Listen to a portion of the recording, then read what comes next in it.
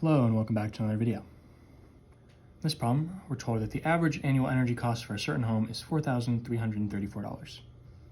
The homeowner plans to spend $25,000 to install a geothermal heating system, doing that because the annual energy cost after that will be $2,712. So it will have an initial cost, but over time it will become more worth it. And we're asked which of the following inequalities can be solved to find T, which is the number of years after the installation at which the total amount of energy cost savings will exceed the installation cost. So if we are saying that right now it costs $4,334 to heat the home, and after it'll cost $2,712 to heat the home, then every year after the installation, the homeowner will save $4,334 minus $2,712, right? This is the amount of money that is being saved because of the installation.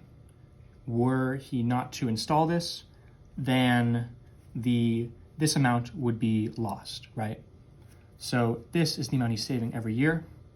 And if we're looking for T years, then this is the total amount that is going to be saved after T years, which is the number of years after installation where the total energy is exceeding the installation cost. What does that mean? Well, the installation cost is $25,000.